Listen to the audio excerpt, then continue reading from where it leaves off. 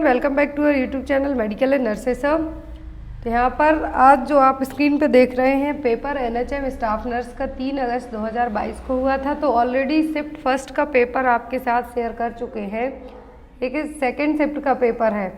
तो जो भी लोग, मैं आपसे रिक्वेस्ट करूँगी, चाहे आप यूपी का पेपर दे रहे हो, एमपी का दे रहे हो, वो लोग भी इन पेपर्स को ज़रूर चेक किया करें, क्योंकि आपके लिए जब आप एनएचएम बेस्ड जितने भी एग्ज़ाम होते हैं, चाहे सीएचओ या स्टाफ नर्स के, क्वेश्चन मैच करते हुए आपको एग्ज़ाम में आते ही आते हैं 100%। आप चाहें तो अलग अलग स्टेट के पेपर्स भी, यदि आप यूपी का पेपर दे रहे हैं, यदि आप 10 स्टेट का पेपर सीएचओ का देखेंगे तो आपका 70% कंटेंट तो वैसे ही रेडी हो जाता है।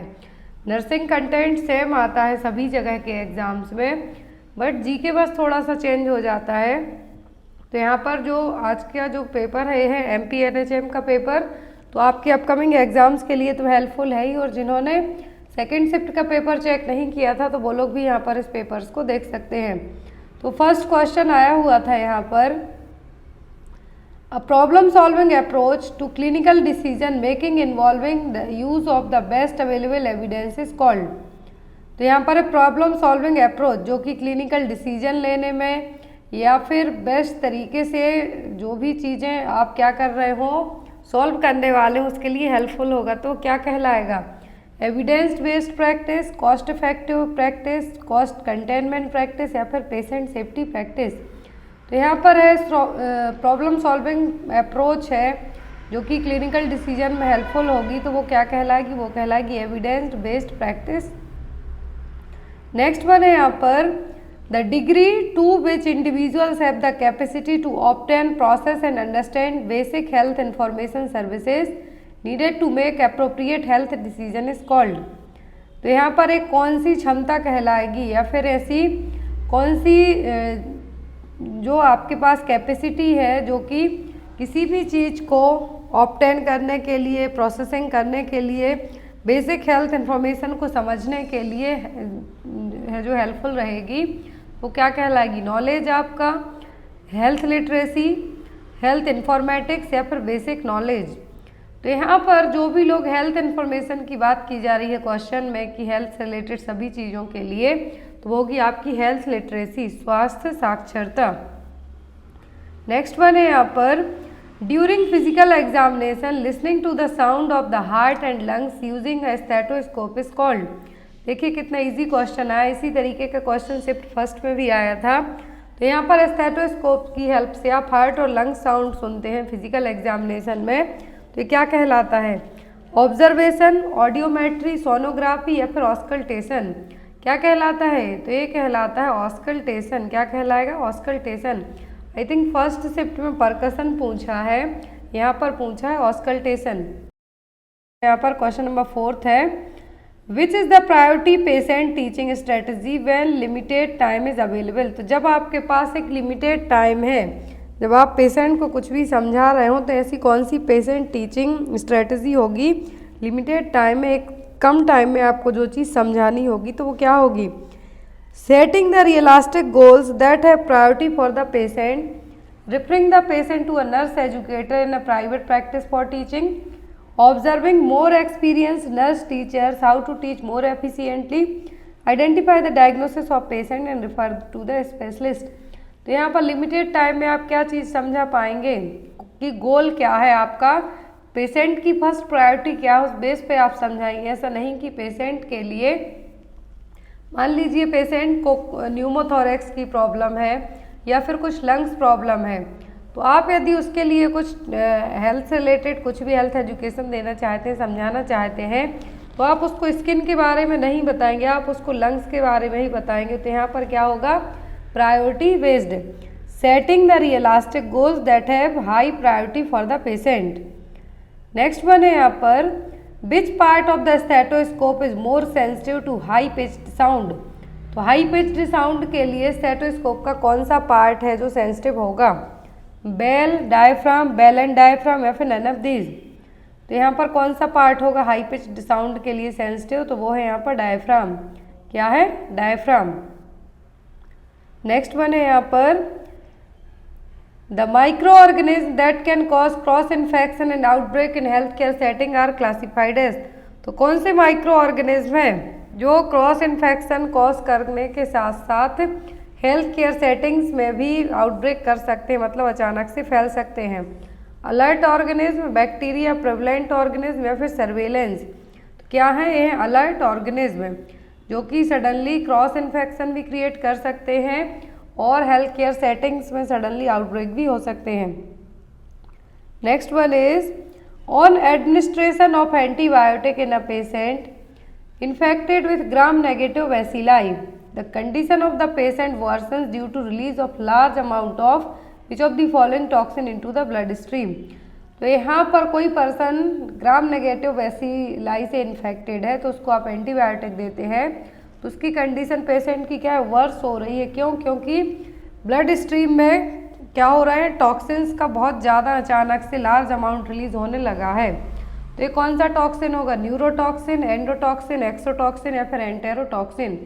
तो जो यहाँ पर टॉक्सिन्स रिलीज होंगे ये होंगे एंडोटॉक्सिन। कौन से टॉक्सिन? एंडोटॉक्सिन। नेक्स्ट वन है यहाँ पर विच of the following isolation precaution is appropriate for patient with tuberculosis. तो यदि पर्सन को टीबी है तो कौन सा आइसोलेशन हेल्पफुल होगा? कौन सा प्रिकॉशन हेल्पफुल होगा? कॉन्टैक्ट, इन्फेक्शन, एयरबॉर्न या फिर न्यूट्रोपेनिक। तो यहाँ पर कौन सा होगा? वो होगा एयरबॉर्न प्रिकॉशन, क्योंकि टीबी के जो बैक्टीरिया है कैसे होंगे? एयर में ही उड़ेंगे, स्नीजिंग कफिंग के थ्रू आपको ट्रांसमिट हो सकते हैं। तो किस टाइप का है? Airborne precaution. नेक्स्ट वन है यहाँ पर in adults a body mass index of less than 18.5 kg per metre square belong to which of the following category. तो बीएमआई यहाँ पर एक पर्सन की 18.5 से भी कम है तो यहाँ पर कितना होगा? तो ये होगा यहाँ पर अंडरवेट। कितना होगा? अंडरवेट। बीएमआई की जो हमने क्लास पढ़ी है अंडरवेट, नॉर्मल, फिर ओबीज आता है। ओबीज की 3 क्लास होंगी। तो यहाँ पर बट लेस देन 18.5 से भी कम बीएमआई, दैट मीन्स क्या है? पेशेंट अंडरवेट है। Next is energy stored in the body as. तो बॉडी में एनर्जी किस फॉर्म में स्टोर होती है? मसल्स में, लिगामेंट्स में, एडिपोज टिश्यू में या फिर टेंडन्स में। तो एनर्जी स्टोर होती है बॉडी में एडिपोज टिश्यू में। जब भी ज़रूरत होती है तो क्या करते हैं? रिलीज करते हैं। एडिपोज टिश्यू में क्या है जो स्टोर होता है? Generally fat. और जब हमारी बॉडी को ज़रूरत होती है तो यही फैट क्या हो कन्वर्ट होकर हमारी बॉडी में एनर्जी प्रोवाइड कराता है। तो energy is stored in the body as adipose tissue. Next one is starch is found in evidence in all of the following except. तो सभी में भरपूर मात्रा में, प्रचुर मात्रा में स्टार्च पाया जाता है किसी एक को छोड़कर। रूट्स, ट्यूबर्स जिसको सूरन कहते हैं हम, सेरेल्स, अनाज, ऑलिव ऑयल। किसमें बहुत ज़्यादा मात्रा में स्टार्च होगा लेकिन एक को छोड़कर? तो होगा ऑलिव ऑयल। कौन सा ऑयल? ऑलिव ऑयल, जैतून का तेल, जिसमें स्टार्च ना के बराबर रहता है। नेक्स्ट वन है यहाँ पर thiamine is lost from food items in all of the following ways except. तो थायामीन है इन सभी में नष्ट हो जाएगा किसी एक को छोड़कर। मिलिंग में, प्रोलॉन्ग्ड स्टोरेज में, कुकिंग विथ बेकिंग सोडा में या फिर use of whole wheat. Thiamine सभी में क्या हो जाएगा? यहाँ पर लॉस्ट हो जाएगा सभी फूड आइटम्स में किसी एक को छोड़कर।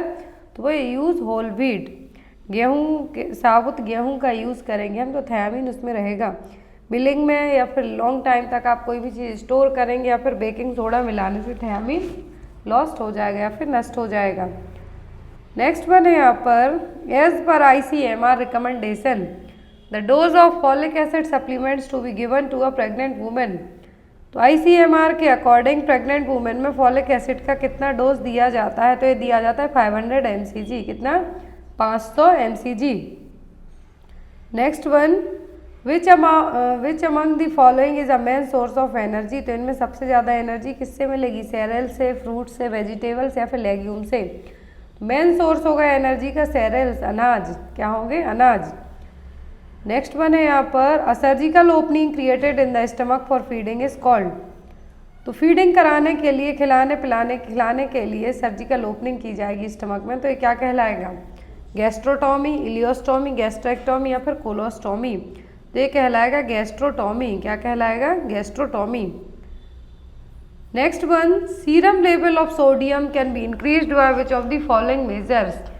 तो सीरम सोडियम लेवल है जो सभी किसके थ्रू बढ़ सकता है? Administer the epinephrine, restricting the sodium infusion of saline if place the patient in upright position। Serum sodium level है जो किसके थ्रू बढ़ेगा, तो ये बढ़ेगा इन्फ्यूजन ऑफ सलाइन के कारण। किसके कारण? सलाइन के कारण। नॉर्मल सलाइन के कारण सोडियम लेवल बढ़ सकता है। Next one is the test used for diagnosis delayed gastric emptying as well as small bowel and colon exist is। तो यहाँ पर यदि जो डायग्नोस हुआ डिले गैस्ट्रिक एम्प्टिंग, जो आपका स्टमक है देर से खाली हो रहा है, और यहाँ पर साथ में जो स्मॉल बाउल्स है, छोटी आंत है, और जो कोलॉन है, इसके लिए भी ये क्या कर रहा है, हेल्प ले रहा है। तो ये क्या है? अल्ट्रासोनोग्राफी है, स्टेनोग्राफी है, फ्लैट प्लेट ऑफ एब्डोमेन है, वेरियम स्टडीज। कौन सा टेस्ट जिससे हम डिले गैस्ट्रिक एम्प्टिंग को डायग्नोस करेंगे, तो वो होगा यहाँ पर सिंटीग्राफी। क्या होगा? सिंटीग्राफी। नेक्स्ट वन, और solution is said to be neutral when the pH is. PH value कितनी होगी जब सोल्यूशन को न्यूट्रल कहा जाएगा? तो यहाँ पर पीएच वैल्यू होगी कितनी? 7 जब न्यूट्रल होगा। 0 to 7 और 7 to 14, बट जब पीएच वैल्यू 7 की रेंज में आ जाएगी मतलब सोल्यूशन क्या हो गया? न्यूट्रल हो गया। नेक्स्ट वन है यहाँ पर 1 inch is equal to how many centimeter. तो 1 इंच कितने सेंटीमीटर के बराबर होता है? 2.54 सेंटीमीटर के। नेक्स्ट वन है यहाँ पर in a burette IV set the drop factor is approximately. तो एक ब्यूरेट में IV सेट में ड्रॉप फैक्टर कितना होता है? तो 60 ड्रॉप्स पर ml। कितना? एक ब्यूरेट में IV सेट में 60 ड्रॉप्स पर ml। Next one is which of the following type of bandage is use to control bleeding from the head.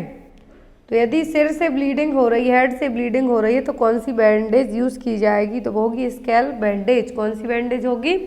Scalp bandage. Next one is children play together and are even engaged in similar or identical activity but there is no organisation division of labour leadership assignment or mutual goal. This type of play is called. तो यदि बच्चे साथ में खेल रहे हैं, engaged हैं एक ही तरीके की एक्टिविटी में सिमिलर, लेकिन कोई ऑर्गेनाइजेशन नहीं, ना कोई लीडरशिप है, ना ही कोई गोल है, तो ये क्या कहलाएगा? Cooperative play, solitary play, parallel play या फिर एसोसिएट प्ले। तो ये कहलाएगा एसोसिएट प्ले। क्या होगा? एसोसिएट प्ले, जिसमें बच्चों का ना तो कोई गोल है, वो सभी चीज़ें साथ में खेल रहे हैं। नेक्स्ट वन है यहाँ पर fusion of digit found during newborn examination is called.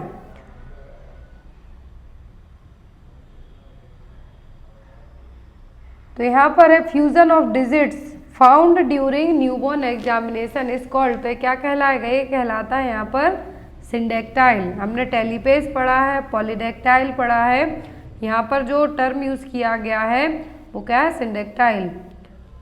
Next one है यहाँ पर all of the following are assessed to determine the readiness of feeding among preterm newborn accept.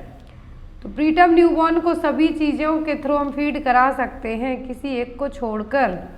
यहाँ पर क्या है कि जो भी चीज़ें आप न्यूबॉर्न बेबी को फीड करा रहे हैं तो सभी चीज़ों को ध्यान में रखना है किसी एक को छोड़कर। Infant medical condition, gag reflex, routing and sucking reflex या फिर मोरो रिफ्लेक्स। तो सभी को हमें ध्यान में रखना है जब प्रीटर्म न्यूबॉर्न बेबी के लिए फीड करा रहे हैं किसी एक को छोड़कर, तो वो है मोरो रिफ्लेक्स। क्या होगा? Moro reflex. नेक्स्ट वन है यहाँ पर a system of education use to teach blind children. तो अंधे बच्चों के लिए क्या यूज़ किया जाता है? ब्रेल लिपि। नेक्स्ट वन है यहाँ पर the surgical treatment for a child with phaeochromocytoma. तो यहाँ पर फियोक्रोमासाइटोमा वाले बच्चे के लिए कौन सा सर्जिकल ट्रीटमेंट किया जाएगा? तो वो होगा एड्रिनलेक्टोमी। क्या होगा? एड्रिनलेक्टोमी। जो एड्रिनल ग्लैंड है उसको काटा जाएगा। नेक्स्ट वन है यहाँ पर angiotensin converting enzyme inhibitors are used in the treatment of. तो ऐसी इनहिबिटर्स किसके लिए यूज होते हैं? हाई ब्लड प्रेशर के लिए, हाइपरटेंशन के लिए। नेक्स्ट वन है यहाँ पर the factor to be considered in selection of anti microbial agent is. तो जब भी हम कोई एंटी माइक्रोबियल एजेंट सिलेक्ट करते हैं तो किस फैक्टर के बेस पर करेंगे? Size of the organism, area of origin of the organism, sensitivity pattern of the organism या फिर कॉस्ट ऑफ द ड्रग। कोई भी एंटी माइक्रोबियल एजेंट जब हम सिलेक्ट करेंगे किसी डिसीज़ के लिए तो किस पैटर्न पर किस चीज़ पर कि सेंसिटिविटी पैटर्न क्या होगा उस ऑर्गेनिज्म के लिए, क्या होगा sensitivity pattern of the organism. ना तो हम कॉस्ट देखेंगे कि कितनी महंगी है ये दवाई या फिर क्या साइज है ऑर्गेनिज्म का, लेकिन जो ऑर्गेनिज्म उसका सेंसिटिविटी पैटर्न क्या है वो चेक करेंगे। नेक्स्ट वन है यहाँ पर विच of the following is an anti platelet drug. तो इनमें से एंटी प्लेटलेट ड्रग कौन सी है, तो वो है यहाँ पर एस्प्रिन। कौन सी है, एस्प्रिन। नेक्स्ट वन है यहाँ पर the drug used in order to reduce elevated intraocular pressure in patient with open angle glaucoma and hypertension.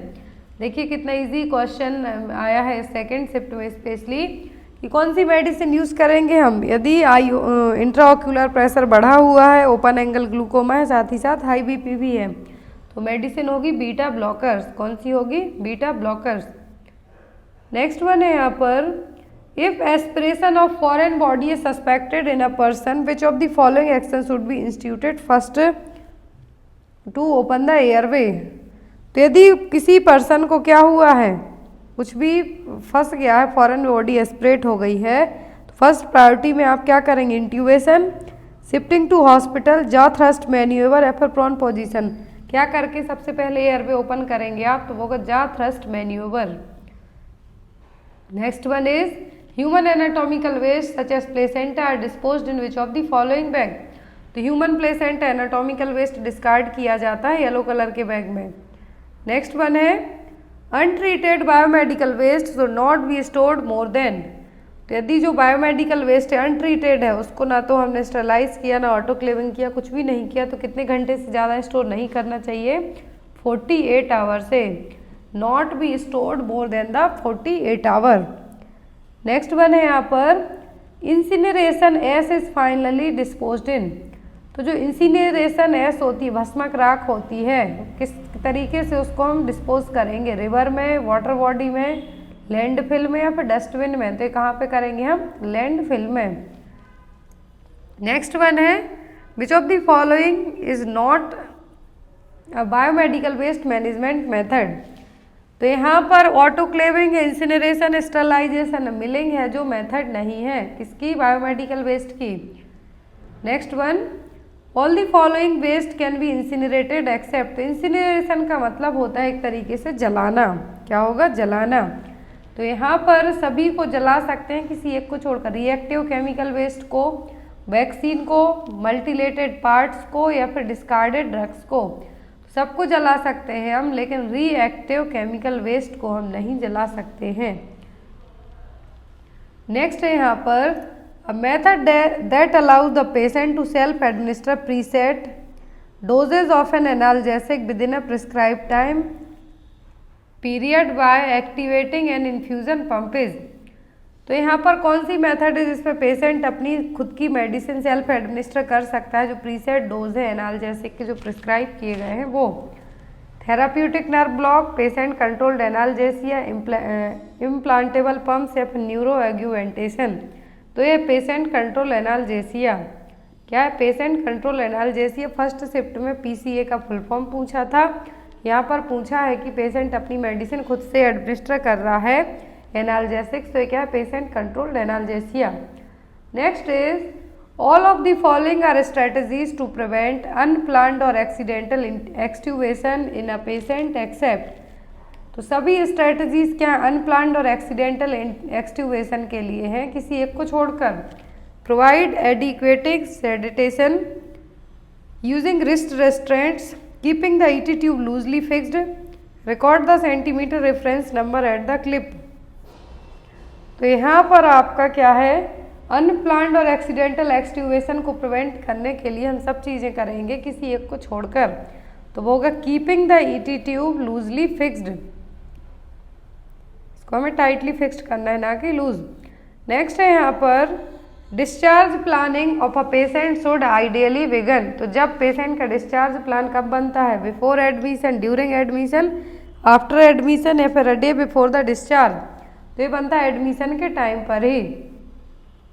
Next is management skills is an essential component for which level. तो management skill किस level पे काम करेगा, low level, middle level, high level या फिर all level? तो ये करेगा ऑल लेवल ऑफ ऑर्गेनाइजेशन पर, management. Next one, which of the following is a high risk problem post splenectomy? तो किसी पर्सन की स्प्लीनेक्टोमी होती है तो आफ्टर द स्प्लीनेक्टोमी क्या रिस्क होगा? Addisonian crisis, diabetic mellitus, immunologic deficiency या फिर फटीग? तो ये होगा यहाँ पर इम्यूनोलॉजिक डेफिशिएंसी। क्या होगा? Immunologic deficiency. Next one is the monitor that is used to continuously record the ECG while the patient is ambulatory and performing daily activity? तो कौन सा मॉनिटर यहाँ पे यूज़ किया जाएगा जिसमें पर्सन की ईसीजी रिकॉर्ड होने के साथ साथ पेशेंट की डेली एक्टिविटी भी रिकॉर्ड होंगी? इलेक्ट्रोफिजियोलॉजी की study, cardiac monitor, halter monitor या फिर ईसीजी मशीन? तो ये कहलाएगा halter monitor. Next one is while formulating a nursing process the priorities in planning care are based on? तो जब आप किसी पर्सन का क्या कर रहे हैं, नर्सिंग प्रोसेस फॉर्मुलेट कर रहे हैं, एनसीपी बना रहे हैं, तो जो प्लानिंग केयर होगी उसकी प्रायोरिटी क्या होगी? इंटरपर्सनल मॉडल के बेस पर, Maslow hierarchy of need, epidemiological triad या फिर वेज ऑफ कॉजेशन? तो होगा Maslow hierarchy of needs. Patient की प्रायोरिटी बेस्ड यदि पूछा है तो क्या होगा? मास्लो की theory. Next is which of the following is in calcium channel blocker? तो इनमें से कैल्शियम चैनल ब्लॉकर है निफेडिपिन। कौन सी है? Nifedipine. Next one, the sign of inadequate pain control in an ICU patient is? तो यहाँ पर इनएडिक्वेट पेन कंट्रोल का साइन कौन सा है जो पेशेंट आईसीयू में? Sleep, Altered vitals, agitation and anxiety या फिर इंक्रीज ड्यूरिंग आउटपुट? तो ये एजिटेशन एंड एंजाइटी। जो पेशेंट आईसीयू में है तो उसको इनएडिक्वेट पेन कंट्रोल का जो साइन है वो क्या होगा? Agitation and anxiety. Next one है यहाँ पर a test done to confirm the adequacy of ulnar circulation before passing the catheter in the radial artery is? तो कौन सा टेस्ट किया जाएगा अल्नर सर्कुलेशन के लिए जब कैथेटर रेडियल आर्टरी से पास ना हुआ हो तब? एलेंस, बार्लो, मैकविटनीज या फिर ऑर्थोपेनिक? तो ये टेस्ट होगा एलेन टेस्ट। कौन सा टेस्ट है? Allen test. Next is the right atrial port of a pulmonary artery catheter is used for all of the following purpose except? तो right arterial port of pulmonary artery catheter है जो सभी purpose से use किया जाएगा किसी एक को छोड़कर, तो वो होगा यहाँ पर inflation and deflation of the balloon. बाकी सभी में पल्मोनरी आर्टरी कैथेटर यूज़ किया जाएगा। नेक्स्ट है यहाँ पर during endotracheal intubation the tube is placed in the? तो एंडोट्रैकियल इंट्यूबेशन में ट्यूब कहाँ पे प्लेस की जाती है? ट्रैकिया में। कहाँ पर? ट्रैकिया में। Next one, decreased peristalsis that occurs postoperatively is called? तो जो परस्टेल्सिस मूवमेंट कम होते हैं तो ये क्या कहलाते हैं? कहलाते हैं paralytic ileus. Next one is if a client is diagnosed to be dehydrated on admission for surgery, IV fluid administration should be started during which of the following period? यदि पेशेंट डिहाइड्रेटेड है surgery के पहले ही तो यहाँ पर आप क्या करेंगे? उसको IV फ्लूइड देंगे तो एक किस तरीके का पीरियड होगा? प्री ऑपरेटिव पीरियड होगा, इंट्रा ऑपरेटिव, पोस्ट ऑपरेटिव या फिर पोस्ट रिकवरी? तो ये होगा प्री ऑपरेटिव पीरियड, क्योंकि बिफोर सर्जरी आप उसको IV फ्लूइड दे रहे हैं। Next one is The factor to be considered while positioning a patient in operation room bed includes all of the following except? तो सभी फैक्टर्स क्या होंगे पेशेंट को जब आप ओटी रूम में शिफ्ट करते हैं, पोजीशन प्रोवाइड कराएंगे तो सभी फैक्टर होंगे किसी एक को छोड़कर। Site of operation, age and size of client, type of anaesthesia use, patient preferred position. तो ये होगा यहाँ पर पेशेंट प्रिफर्ड पोजीशन। पेशेंट कोई पोजीशन प्रिफर्ड नहीं करेगा, जो पोजीशन एज एक सर्जन, एक नर्स आपको बताएगी वही पोजीशन आपको दी जाएगी। Next one is a fibromusculo membranous sheath communicating the uterine cavity with the exterior at the vulva is called? तो ये क्या कहलाएगा? फाइब्रोमस्कुलो मेम्ब्रेनस शीथ क्या कहलाएगी? ये कहलाएगी vagina. Next one, the function of placenta are the following except? तो placenta सभी काम करता है किसी एक को छोड़कर, तो वो एक्सोक्राइन फंक्शन। क्या है? Exocrine function. एंडोक्राइन ग्लैंड का काम भी करेगा, बैरियर का काम करेगा, जो चीज़ें नहीं पहुंचानी हैं बेबी तक वो, और इम्यूनोलॉजिकल फंक्शन भी करेगा।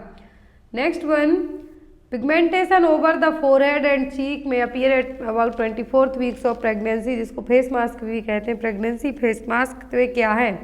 ये कहलाएगा कोलाज्मा। क्या कहलाएगा? कोलाज्मा। ऑप्शन में स्टीरिया, लाइना नियाग्रा, कोलाज्मा या फिर none of the above. Next one is a married woman visit the OPD. Nurse collects obstetrical history and gets the information that she is not pregnant now and has never been pregnant. The nurse can note down her obstetrical history is. तो यदि ना वो पहले कभी pregnant हुई हो ना at present pregnant है तो वो क्या कहलाएगी? वो कहलाएगी नल्ली ग्रेविडा। Next one is oedema during pregnancy can be cause due to all of the following reason except. तो प्रेगनेंसी में एडिमा देखने को मिलेगा, स्वेलिंग देखने को मिलेगी, सबके कारण किसी एक को छोड़कर। Anaemia and hypoproteinaemia, eclampsia, good nutrition या नेफ्रोटिक सिंड्रोम। तो ये होगा गुड न्यूट्रिशन, सभी के कारण हो सकता है, लेकिन यदि प्रॉपर न्यूट्रिशन दिया जा रहा है तो एनीमिया देखने को नहीं मिलेगा। Next one is the criteria of normal labour are all of the following except. तो नॉर्मल लेबर के सभी क्राइटेरिया हैं किसी एक को छोड़कर। Presentation other than vertex, spontaneous is onset at term, with vertex presentation without undue prolongation. तो वो होगा यहाँ पर एक्सेप्ट पूछा है। क्या है यहाँ पर? Presentation other than vertex. तो वर्टेक्स ही नॉर्मल प्रेजेंटेशन माना जाता है, तो इसीलिए एक्सेप्ट करके क्वेश्चन है। तो नॉर्मल लेबर में भी कहा है, तो ये क्या होगा आपका? Presentation other than the vertex. Next one is the more serious complication of measles are all of the following except. तो मीजल्स में सभी सीरियस कॉम्प्लिकेशन होंगे किसी एक को छोड़कर। Febrile convulsions, kernicterus, encephalitis, subacute sclerosing panencephalitis, SSPE। ये पढ़ा था हमने SSPE। तो ये क्या है? देखने को मिलता है, मोस्ट सीरियस कॉम्प्लिकेशन है मीजल्स का, जो कि रेयरली होता है। फेब्राइल कन्वल्जन्स मतलब फीवर आएगा, फीवर आने के बाद जो फिट्स आती हैं वो फेब्राइल कन्वल्जन्स कहलाएंगी। कर्निक टेरस का मतलब है कि ब्रेन में बिलिरुबिन का लेवल बढ़ जाना। तो यहाँ पर कर्निक टेरस देखने को नहीं मिलेगा, बाकी सब देखने को मिलेगा। Next one is children above 12 year are vaccinated with which of the following vaccine to protect against diphtheria. तो बच्चों में यदि 12 साल से ज़्यादा की एज है और डिप्थीरिया की वैक्सीन दी जा रही है तो वो कौन सी होगी? DPT, DT, TT या फिर DPT, IPV। तो वो होगी DT। कौन सी? Diphtheria and tetanus. Next one is the number of tuberculosis cases at any given point of time is called. तो यदि किसी भी डिसीज के क्या है एक गिवन पॉइंट ऑफ टाइम पे केस देखने को मिलते हैं तो वो क्या कहलाते हैं? वो कहलाते हैं prevalence case. Next is the objective of school health services programme are all of the following except. तो स्कूल हेल्थ प्रोग्राम के सभी ऑब्जेक्ट हैं किसी एक को छोड़कर। Promotion of positive health, prevention of disease, treating communicable disease या provision of healthful environment. School health services programme में हम सब देंगे, लेकिन कम्युनिकेबल डिसीज को ट्रीट नहीं किया जाएगा। Next one is the beneficiaries of ICDS programme are all of the following except. तो ICDS के इंटीग्रेटेड चाइल्ड डेवलपमेंट स्कीम के सभी बेनिफिशियर्स हैं किसी एक को छोड़कर। Pre school children below 6 years, ये भी हैं। एडोलेसेंट गर्ल्स भी हैं, प्रेग्नेंट लैक्टेटिंग मदर भी हैं, ओल्ड एज वुमेन नहीं है। Next one is which of the following vitamin is lost from rice during process of milling. तो जो मिलिंग प्रोसेस होती है, मिल में जो राइस निकाले जाते हैं धान से, तो उसमें कौन सा विटामिन लॉस्ट हो जाता है? तो वो होता है थायामीन। कौन सा vitamin? Thiamine.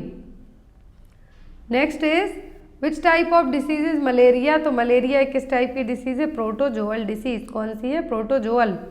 Next is the diarrhoeal disease control programme was started in. तो diarrhoeal disease control programme launch हुआ था 1978 में, 1978 में। Next one systematic identification and categorisation of patient in the emergency unit. So the critical patient are treated first is called. तो यहाँ पर यदि systemic identification हो रहा है, कैटेगराइज किया जा रहा है पेशेंट को कि इमरजेंसी यूनिट में पहले किसको ट्रीट किया जाएगा, तो ये क्या कहलाएगा? ये कहलाता है ट्रियाज। क्या कहलाएगा? Triage. Next is to assist the circulation in an emergency department always check. तो इमरजेंसी डिपार्टमेंट में सबसे पहले आप क्या चेक करेंगे? Pulse oximeter, peripheral pulse, central pulse या फिर कार्डियक मॉनिटर। सबसे पहले आप चेक करेंगे central pulse. Next is which of the following is a water borne disease. तो वाटर बॉर्न डिसीज कौन सी है इसमें, तो वो है यहाँ पर अमीबियासिस। कौन सी है, अमीबियासिस। टीबी एयरबॉर्न है। रिमेटिक फीवर जब बार बार स्ट्रेप्टोकोकल बीटा हीमोलाइटिक का जो इन्फेक्शन होगा उसके कारण होगा। हेपेटाइटिस बी है जो हेपेटाइटिस बी वायरस से होगी, लेकिन वाटर बॉर्न यहाँ पर वो क्या है, amoebiasis. Next is small amounts of blood in gastric secretion, vomits और stool not apparent by appearance is called. तो यहाँ पर स्मॉल अमाउंट ऑफ ब्लड है जो गैस्ट्रिक सीक्रेशन के कारण हो रहा है, लेकिन ये स्टूल में और वॉमिटिंग में नहीं दिखाई दे रहा है, तो ये क्या कहलाएगा, ये कहलाएगा ऑकुल्ट ब्लीडिंग। क्या होगा, ऑकुल्ट ब्लीडिंग। वॉमिटिंग में होगा तो हेमेटेमेसिस। मेलेना होगा यदि किस में आएगा, स्टूल में आएगा, तो यहाँ पर एक क्या है, occult bleeding. Next one is which of the following is an indication of neurologic neurologic damage. Neurologic damage का क्या इंडिकेशन है यहाँ पर, तो वो है यहाँ पर डिसकॉन्जुगेट गैस। क्या है, disconjugate gaze. Next is when the core body temperature is below 95 degree Fahrenheit it's called. तो जब आपका बॉडी टेम्परेचर 95 डिग्री से कम हो तो ये क्या कहलाएगा, हाइपोथर्मिया। क्या कहलाएगा, hypothermia. Next one is which of the following is an effective intervention to decrease absorption of ingested poison.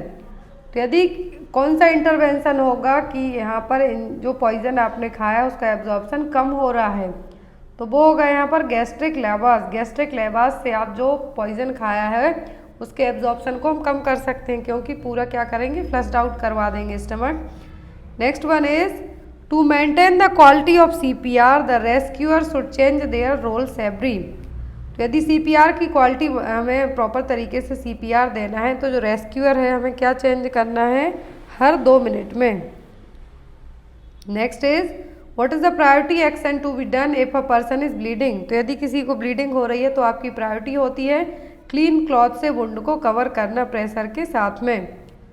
Next one है यहाँ पर severe blood loss due to an accident can lead to which of the following medical condition. तो यदि किसी accident के कारण बहुत ज़्यादा ब्लड लॉस हो रहा है तो ये शॉक की कंडीशन क्रिएट कर सकता है। नेक्स्ट वन है यहाँ पर a patient blood enters the health care workers body through an unprotected cut in the skin, this type of transmission is called. तो यदि आपको निडल प्रिक इंजरी होती है या फिर डायरेक्ट ब्लड आपके लिए लग जाता है किसी कट के कारण स्किन में, तो ये क्या कहलाएगा, ये कहलाएगा डायरेक्ट ट्रांसमिशन। नेक्स्ट वन है यहाँ पर विच type of gloves should be Warne for examination and non surgical procedure. तो नॉन सर्जिकल प्रोसीजर के लिए कौन से ग्लव्स पहने जाते हैं, तो वो है यहाँ पर क्लीन ग्लव्स। कौन से, क्लीन ग्लव्स। सर्जरी के लिए स्टेराइल पहनना है आपको, लेकिन क्लीन ग्लव्स पहनना है कोई नॉन सर्जिकल प्रोसीजर आप कर रहे हैं तब। Next one is type of communication in which communication is from manager down through the level of manager. Down to upper होगा जो कम्युनिकेशन, वो क्या कहलाएगा, वो कहलाएगा downward communication. Next one is an error of rating a nurse high on one characteristic because the nurse processes another characteristic that is related to. तो यहाँ पर यदि आपको हाई रेटिंग दी जाती है कोई लो लेवल पर, तो ये किस टाइप का कैरेक्टर है, तो ये यहाँ पर लॉजिकल एरर कहलाएगा। Next one is a process where a group of practising registered nurse evaluate the quality of another registered nurse performance is called. तो यदि यहाँ पर group of practice registered nurse है, RN है, यहाँ पर वो कोई अनदर ग्रुप को ऑब्जर्व करती हैं, उनकी परफॉर्मेंस को इवैल्यूएट करती हैं, तो ये क्या कहलाएगा, पीयर रिव्यू, क्योंकि वो सेम लेवल की है इसलिए। नेक्स्ट है यहाँ पर who is the current prime minister of Sri Lanka. तो रिसेंट में श्रीलंका के प्रधानमंत्री कौन है, Dinesh Gunawardena. Next one is which one word can not be formed from other letter. तो यहाँ पर थर्मोलाइसिस से और क्या नहीं बनेगा, तो वो होगा लोटस। नेक्स्ट है सिलेक्ट द रिलेटेड लेटर। तो यहाँ पर एक सीरीज दी हुई है, आपको सॉल्व करना है। ये रहा आंसर आपका YSCE। नेक्स्ट भी यहाँ पर सीरीज है, सॉरी आपको यहाँ पर जो सीक्वेंस निकालना है अल्टरनेटिव वे में, तो वो आएगा यहाँ पर नॉर्थ वेस्ट। नेक्स्ट यहाँ पर आपको रिलेशन रिलेटेड क्वेश्चन आया था, तो आंसर आया है आपका डॉटर। जिन्होंने पेपर दिया है वो लोग प्लीज़ मैच करते जाइए इन क्वेश्चंस को। नेक्स्ट है यहाँ पर मिशन वात्सल्य। तो मिशन वात्सल्य लॉन्च किया है यूनियन मिनिस्ट्री ने, ministry of women and child development ने, मिशन वात्सल्य। नेक्स्ट वन है यहाँ पर प्रमोटर ऑफ आकाश एयर। तो आकाश एयर के प्रमोटर कौन है? तो DGCA एक एयर रिसेंट में लॉन्च किया गया है। तो यहाँ पर DGCA ने क्या किया है, यहाँ पर ऑपरेटर सर्टिफिकेट दिया है आकाश एयर। तो इसके प्रमोटर कौन है? तो वो है राकेश झुनझुनवाला। नेक्स्ट है यहाँ पर महराज अहमद खान, जो रिसेंट में न्यूज़ में आ रहे हैं, किस खेल से रिलेट करते हैं? तो यह शूटिंग से रिलेट करते हैं, महराज अहमद खान। नेक्स्ट वन है भजन सुपारी, जिनका निधन हुआ है, किससे रिलेट करते थे? म्यूजिक से। नेक्स्ट वन है who is the winner of French open 2022 men single tennis title? तो यह राफेल नडाल। नेक्स्ट वन है यहाँ पर घर के ऊपर सोलर इज सुपर। घर के ऊपर सोलर इज सुपर, तो ये कर्नाटक में लगाए गए हैं अभी रिसेंट में। नेक्स्ट है एम्प्लॉय स्टेट इंश्योरेंस, ESIC का फंक्शन क्या है यूनियन मिनिस्ट्री में, या फिर किस मिनिस्ट्री के तहत ये काम करता है? तो ये ministry of labour and employment के लिए। नेक्स्ट है बोरी वाइल्ड फायर सेंचुरी। तो ये है कहाँ पर? ये मध्य प्रदेश में।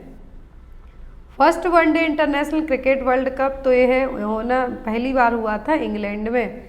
जो फर्स्ट शिफ्ट आई थी उसमें वुमेन पूछी थी कि छठवीं बार है कौन भाग ले रही हैं? तो होती मिताली राज। जो यहाँ पर one day international cricket world cup कहाँ हुआ था पहली बार?